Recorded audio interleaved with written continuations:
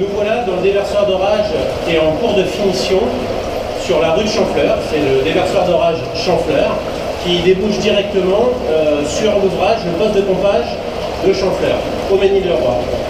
Donc le but de cette petite vidéo, c'est de vous faire une petite présentation d'un déversoir d'orage. C'est quand même assez difficile de vous emmener directement au cœur de ces ouvrages qui sont quand même assez dangereux. L'objectif aussi, c'est de vous montrer comment fonctionne un déversoir d'orage. Donc, comme vous le voyez ici, de chaque côté, vous avez deux arrivées d'effluents, deux collecteurs différents qui viennent donc du bassin versant du Mesnil, un des deux bassins versants du Mesnil qui arrive de ce côté-là sur le poste Champfleur. Donc l'objectif d'un déversoir d'orage, c'est quoi? C'est de réguler en fait le temps de pluie, puisque les collecteurs syndicaux sont dimensionnés pour 2 fois le débit de pointe de temps sec. C'est uniquement des eaux usées qui doivent y transiter, sauf que les eaux usées qui arrivent des communes, sont membres du syndicat, sont souvent des eaux usées et des eaux pluviales.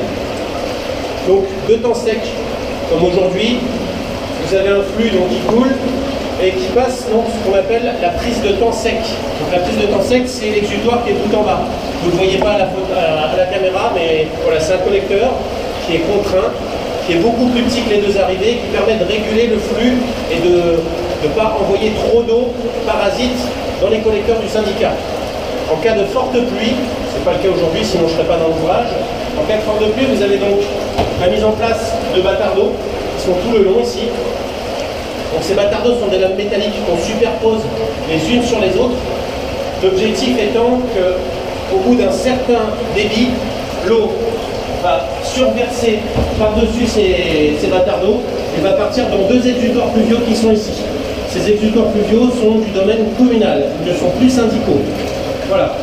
Donc l'ouvrage qu'on a réhabilité ici, en fait, le génie civil n'était pas trop mauvais, il était fissuré. Donc on a pioché tous les murs, donc les radiers, les génératrices supérieures. On a forcément changé donc, les lames déversantes qui sont ici et refait ce qu'on appelle des banquettes. Donc les banquettes, en fait, c'est les petites zones ici qui permettent de vider le flux des eaux usées. D'accord? Juste un petit détail. Le mortier qu'on a mis en place à l'intérieur de l'ouvrage, c'est un mortier anti-H2S, c'est un mortier Hermès Ergélite Combinat KS2A.